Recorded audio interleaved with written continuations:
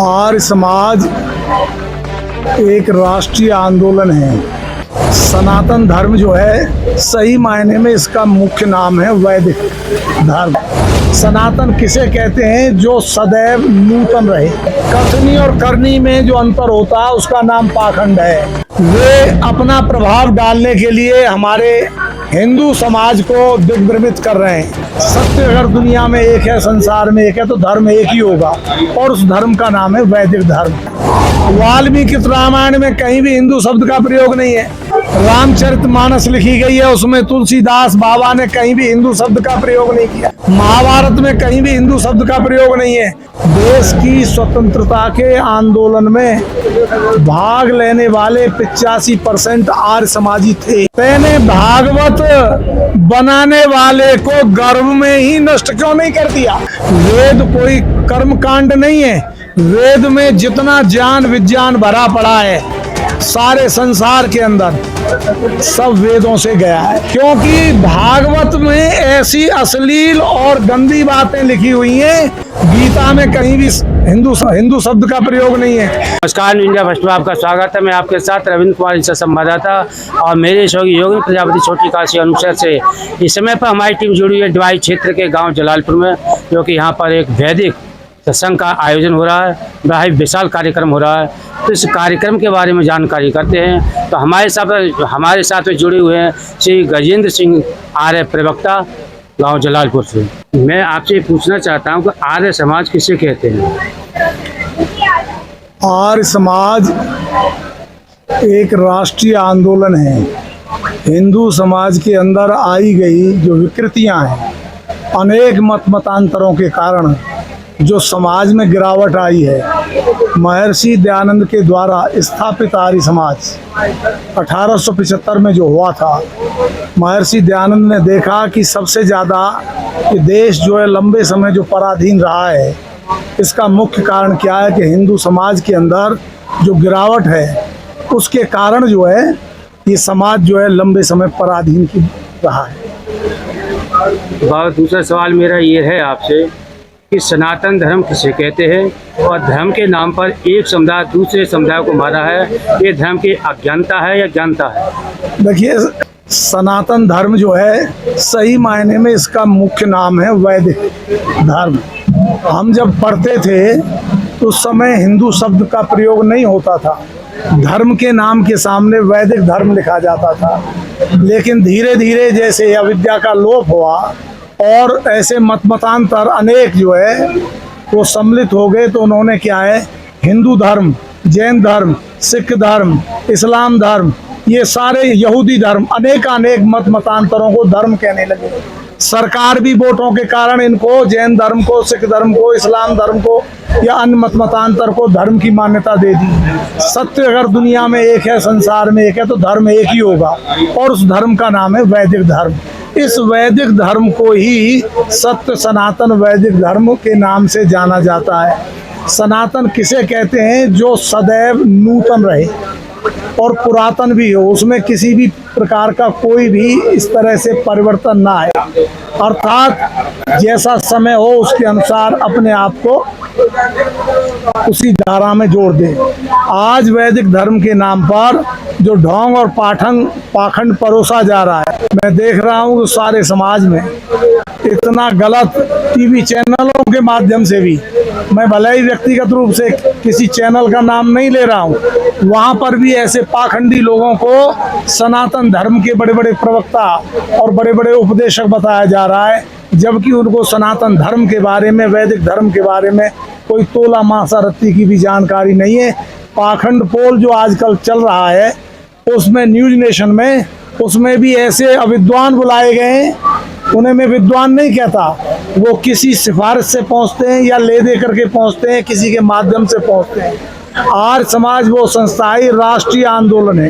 देश की स्वतंत्रता के आंदोलन में भाग लेने वाले 85% आर्य समाजी थे और आर्य समाज नहीं होता तो देश कभी आजाद नहीं होता।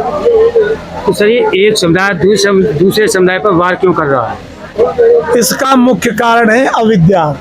हमने ये आज कार्यक्रम जो रखा है ये केवल कार्यक्रम लोगों को जगाने के लिए। आपने देखा होगा कि मनुष्य के अंदर जो गिरावट आ रही है वो क्या कारण है कि हम स्वाध्याय से बहुत दूर चले गए।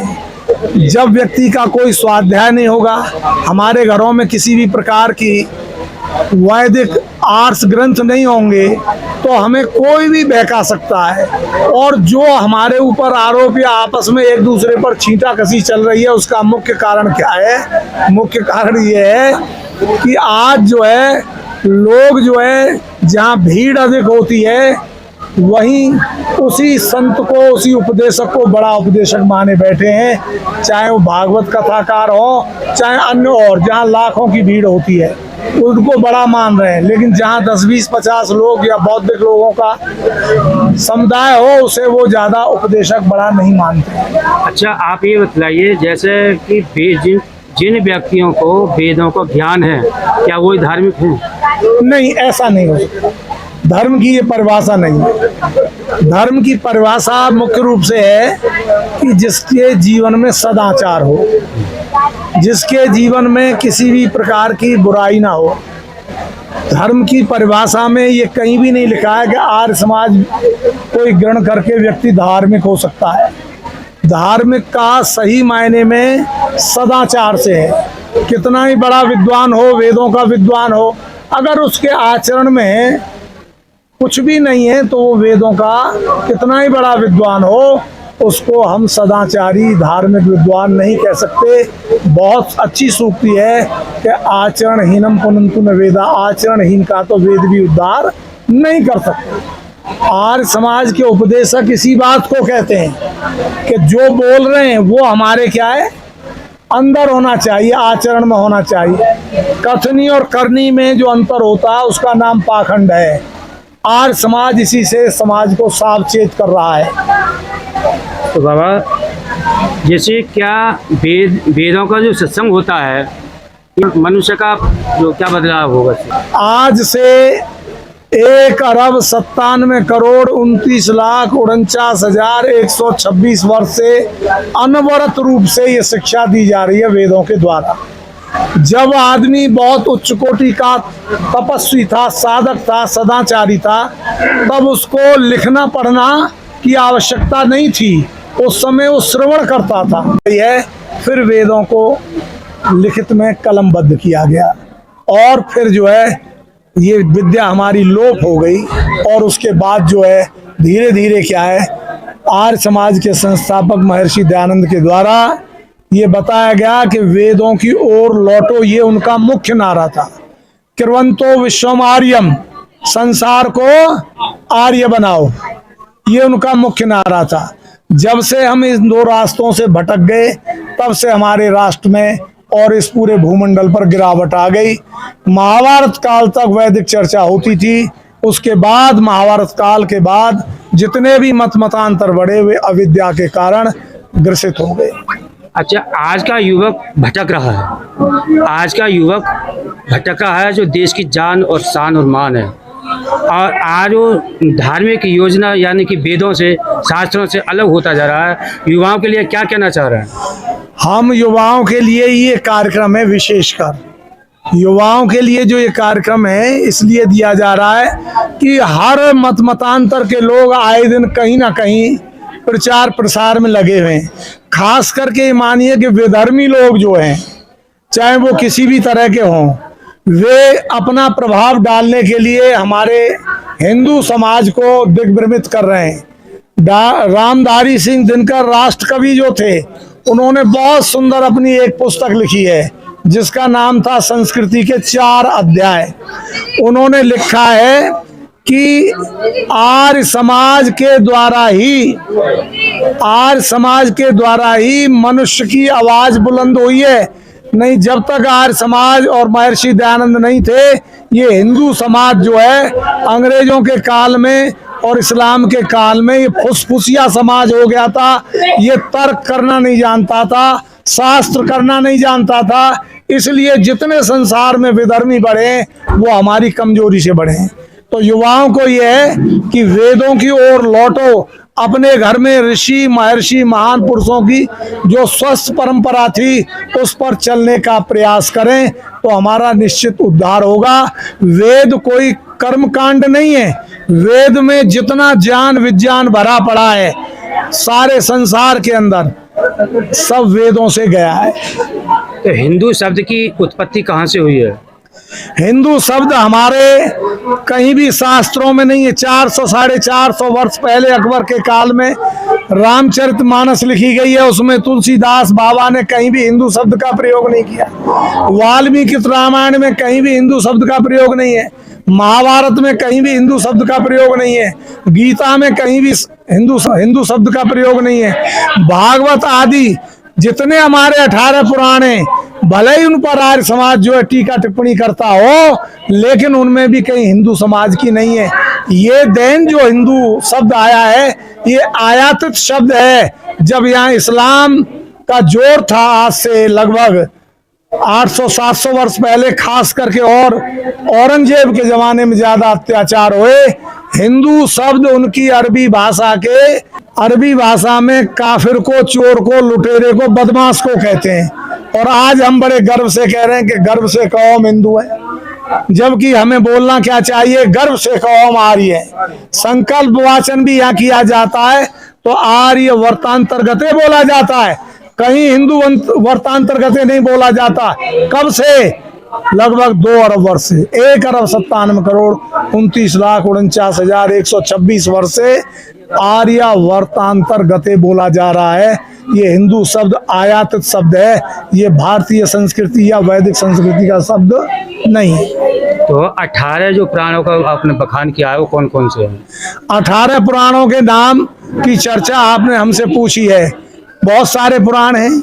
भागवत भी एक पुराण है, विष्णु भी एक पुराण है, शिव पुराण है, अनेक ब्रह्मवैवर्त पुराण है, स्कंद पुराण है, अनेक इस प्रकार से 18 पुराण हैं।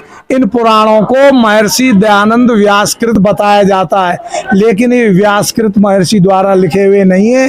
एक पाखंडी मतांतर करने वाला था, भागवत पुराण तो उसने लिखा है, उसका नाम था बौद्धदेव।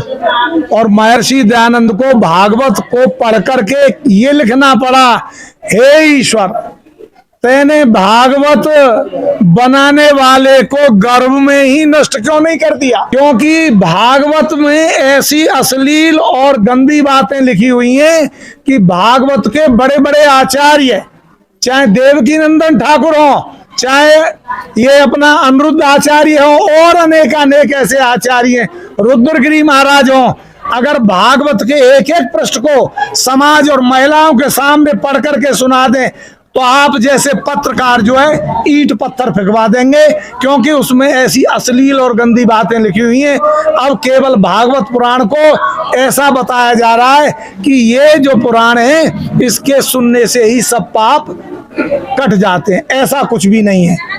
तो इस भागवत सब्जेक्ट पर लोगों ने आपत्ति क्यों नहीं जताई है? इस पर आपत्ति सबसे पहले आर्य समाज के प्रवर्तक और संस्थापक महर्षि दयानंद ने उठाई। उसके बाद में अनेकानेक जो विद्वान थे आर्य समाज के, उन्होंने उठाई, लेकिन इस पर आपत्ति की कोई इसलिए सुनने वाला नहीं है। सरकार के अंदर और समाज के अंदर वोट बैंक के कारण सरकार किसी को नाराज करना नहीं चाहती। सरकार वोट बैंक से चल रही है, वो सोचती है मेरा वोट बैंक बिगड़ जाएगा।